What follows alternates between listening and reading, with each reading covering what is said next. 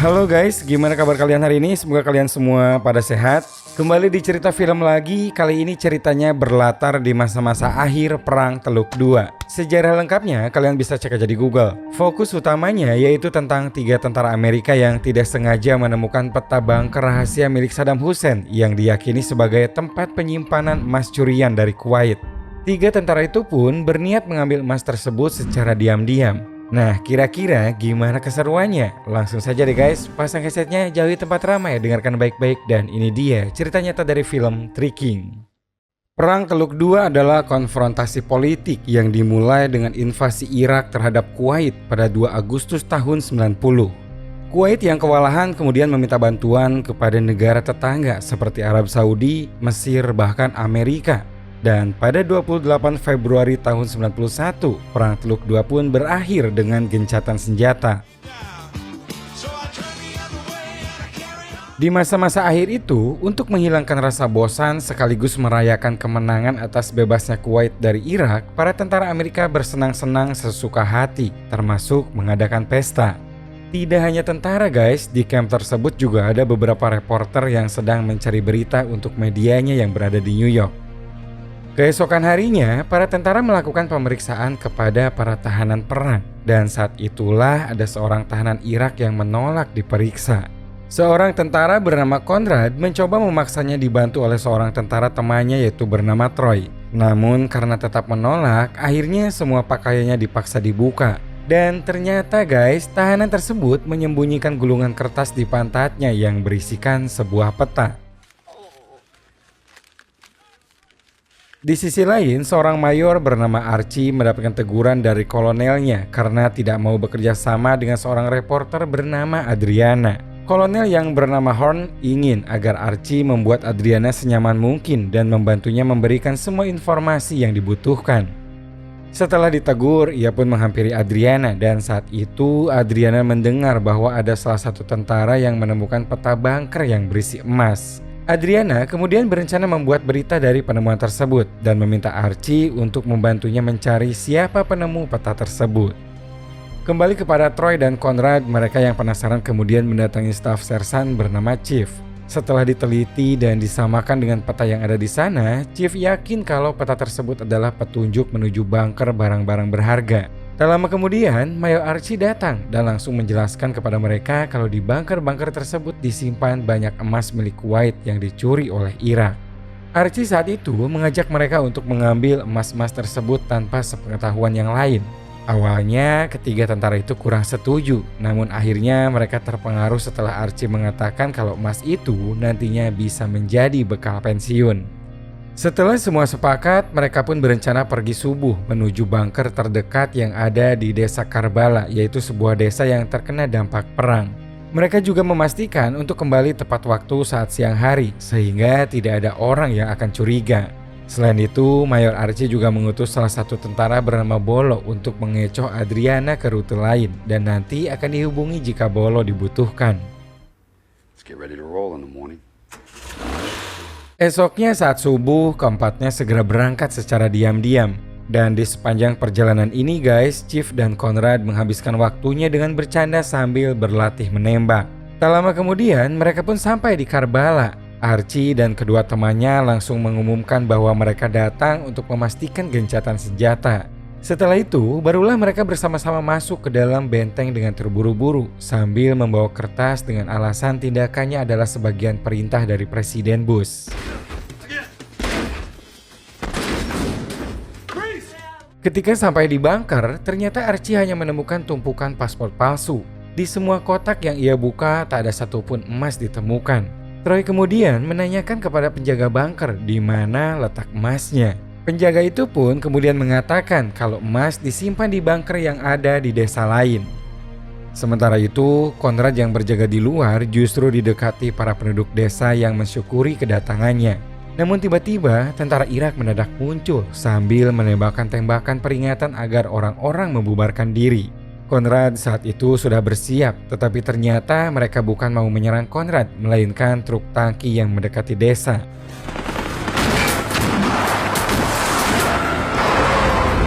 Truk yang hancur itu membawa susu yang cukup untuk seluruh warga desa. Rupanya tentara Irak sengaja membuat warga kelaparan agar tidak berani memberontak. Akibatnya semua warga terpaksa meminum susu itu walau telah bercampur dengan tanah. Sebelum Archie dan teman-temannya pergi, mereka pun memberikan perbekalan dan sedikit air karena tak tega dengan warga yang terus-terusan memohon pertolongan. Di tengah perjalanan, Troy yang bingung dengan kejadian tadi kemudian bertanya kepada Archie kenapa tentara Irak membiarkan warganya kelaparan. Dan Archie pun menjelaskan kalau itu adalah sebagian propaganda Presiden Bush yang meminta warga Irak bangkit melawan pemerintahan. Namun pada kenyataannya mereka tak didukung sama sekali dan kini berakhir jadi pelampiasan para tentara karena kalah perang. Dan saat itu juga Archie mulai menyadari kalau saat di desa tadi ia melewatkan sesuatu, yaitu ada sebuah sumur yang dijaga oleh tentara. Ia sangat yakin kalau masih ada bunker lain yang disembunyikan. Oleh karena itu ia pun memutuskan untuk kembali ke desa. Sesampainya di desa, Archie dan teman-temannya segera mengamankan para penjaga. Dan benar saja guys, sumur itu adalah jalan masuk ke dalam bunker utama. Di dalamnya banyak sekali peralatan elektronik yang dicuri dari Kuwait, dan di sana ada juga beberapa penjaga yang sedang asik menikmati musik sambil bersantai. Archie kemudian menanyakan di mana ruangan tempat menyimpan emas, dan saat itulah ada satu ruangan yang Troy temukan, dan di dalamnya ada beberapa orang tawanan yang sedang disiksa yang salah satunya bernama Amir. Merasa kasihan, Archie pun membantu orang-orang tersebut untuk bebas dan segera keluar dari bunker.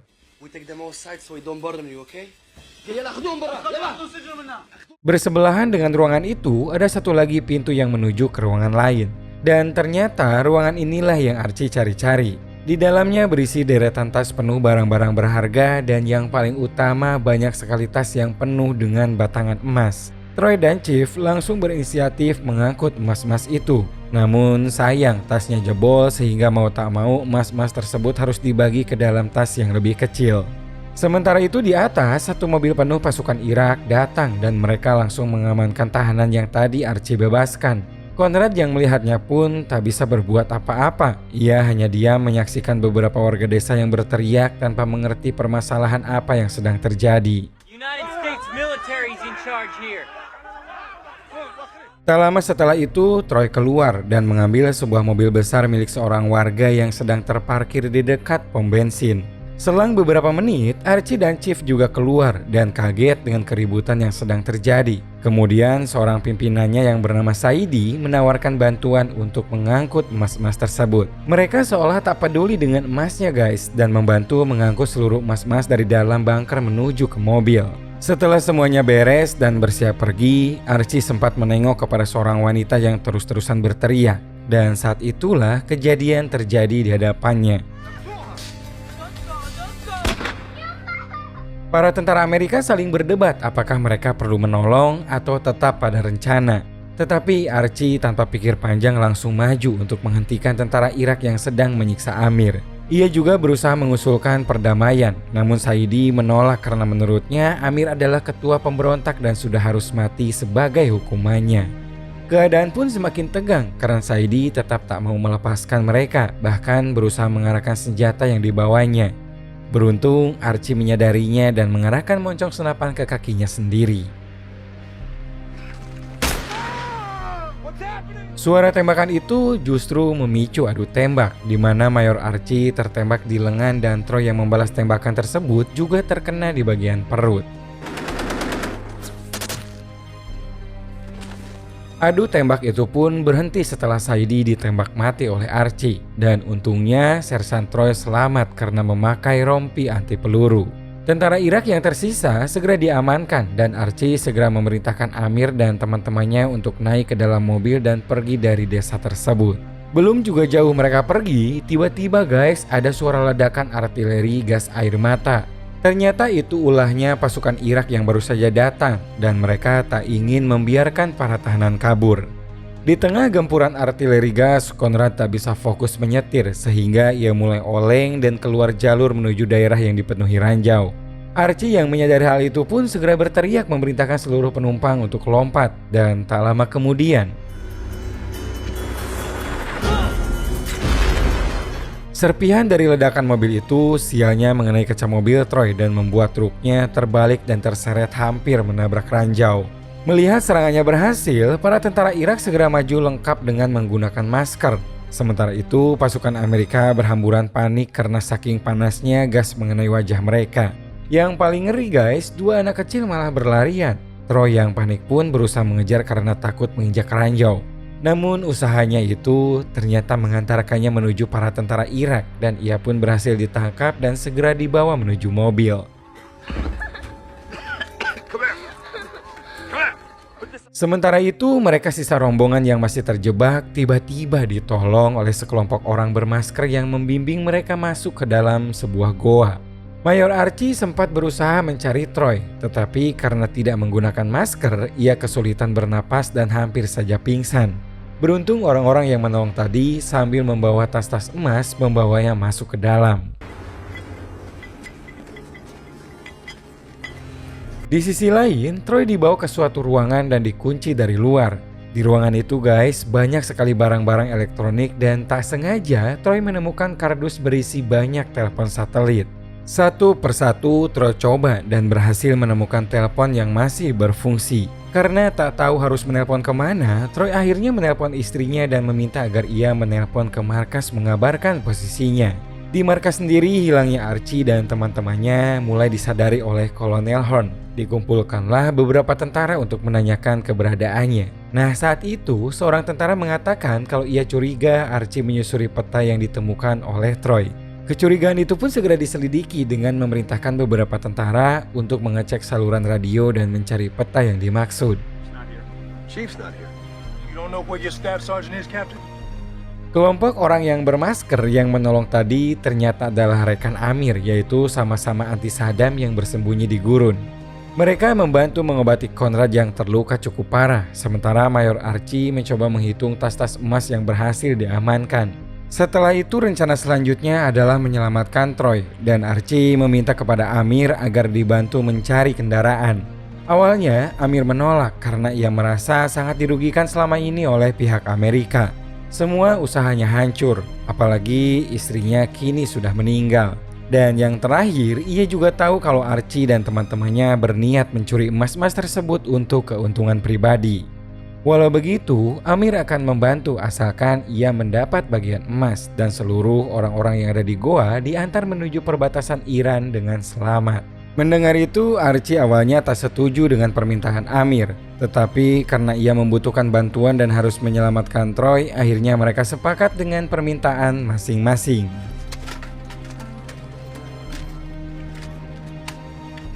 Keadaan Troy sendiri sangat mengkhawatirkan saat ini. Ia diikat di sebuah kursi besi dan badannya dililit kabel listrik. Orang yang menawannya kemudian menjelaskan kenapa ia sangat membenci orang Amerika, yaitu karena serangan bom beberapa bulan lalu yang telah menewaskan anak dan istrinya.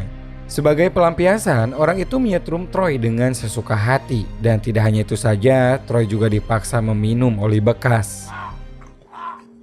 This is your fucking stability, my man.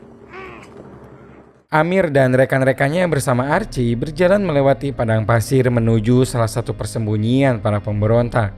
Sesampainya di tempat yang dituju, mereka pun disambut baik karena para pemberontak tersebut berpikir bahwa Amerika berada di pihak mereka.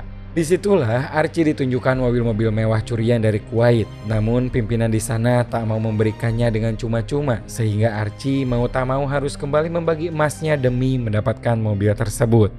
Berangkatlah mereka menuju bunker tempat Troy ditahan dengan Amir sebagai penunjuk jalan. Namun sebelum sampai, mereka berhenti untuk menyimpan seluruh emasnya sekaligus beberapa orang yang takkan ikut termasuk anaknya Amir.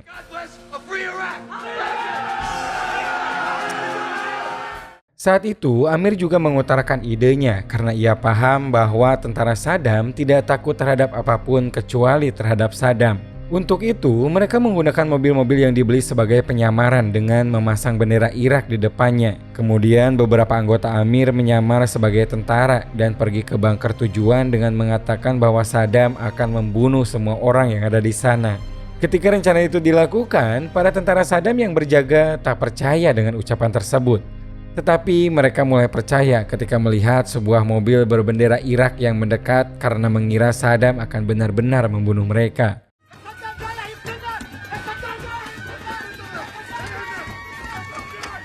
Conrad yang tiba duluan segera memasukkan bom ke dalam saluran udara bunker dan membuat orang-orang di dalam berlarian ketakutan. Amir dan Sersan Chief kemudian memasuki bunker melewati lorong-lorong yang cukup membingungkan. Saat pencarian itu guys, mereka tak sengaja menemukan beberapa pemberontak yang disekap. Sementara itu, di luar Conrad yang sedang berjaga malah diserang dengan helikopter yang dilengkapi senapan mesin. Ia dan beberapa temannya Amir segera berlari menghindar, tetapi seorang teman Amir yang berlari di belakang Conrad justru tertembak dan menimpanya. Namun hal itulah yang menyelamatkannya dari serangan lain karena orang-orang di helikopter mengira ia telah tewas. Ketika Amir dan Chief keluar bunker, mereka juga diserang oleh helikopter yang sama. Di saat Amir melakukan perlawanan, Chief mendapatkan ide untuk melempar bom rakitan ke helikopter tersebut hingga meledak.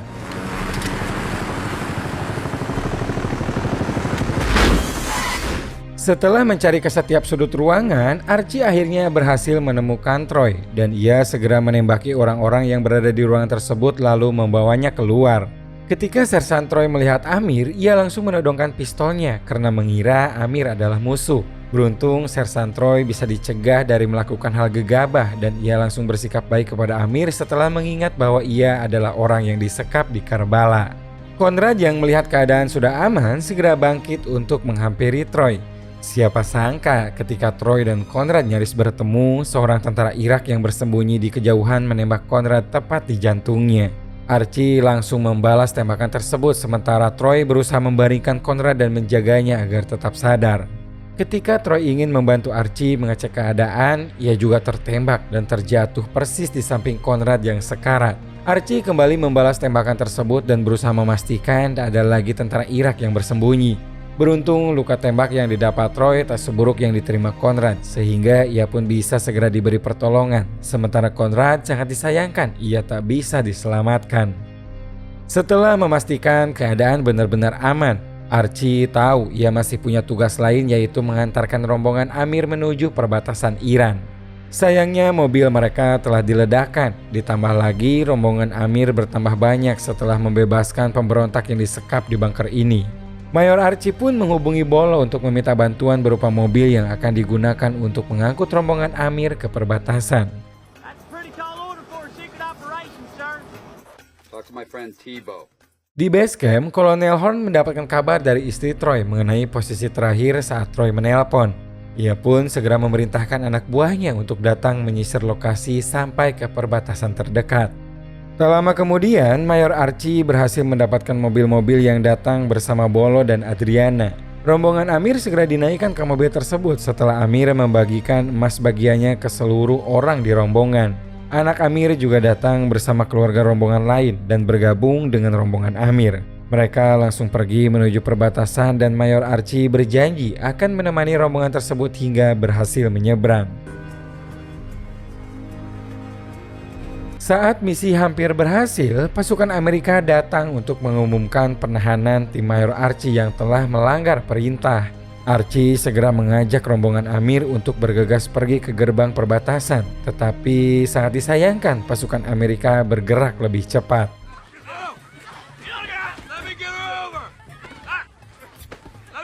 Akibatnya, rombongan Amir tak bisa melewati gerbang karena tidak bersama pasukan Amerika. Archie saat itu berulang kali memohon agar mereka dibebaskan sebentar hingga berhasil mengantar rombongan. Karena kalau mereka tidak sampai berhasil menyeberang, maka kemungkinan besar mereka bisa dibantai habis nantinya.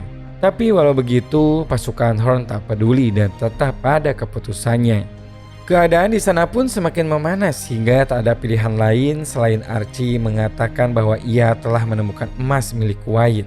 Ia menawarkan emas tersebut untuk dikembalikan dan Horn bisa mendapat medali penghargaan karena jasanya tersebut.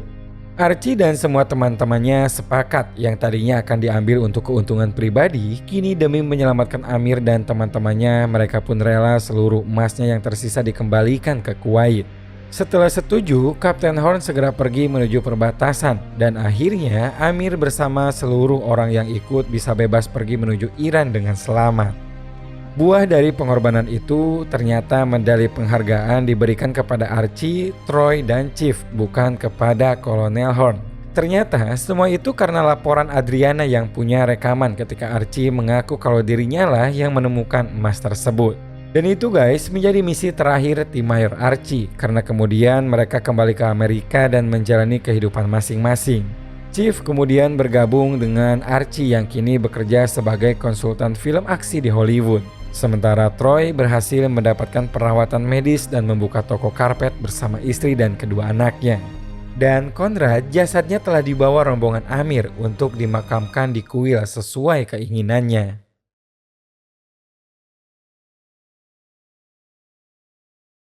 Film ini menggambarkan bagaimana kemanusiaan dapat melampaui aturan yang berlaku bahkan pada dunia militer. Sejak awal, misi yang dibawa pasukan Amerika adalah menjaga perdamaian pasca perang. Tetapi pada kenyataannya, mereka menggunakan kekerasan dalam menjaga perdamaian tersebut. Mereka juga tidak mencari tahu perdamaian yang dibutuhkan rakyat sesungguhnya. Sehingga ketika tim Archie berusaha menegakkan perdamaian tersebut, mereka justru disalahkan. Padahal sebenarnya Archie telah menjalankan misi yang sesungguhnya yang seharusnya dibawa oleh pasukan Amerika.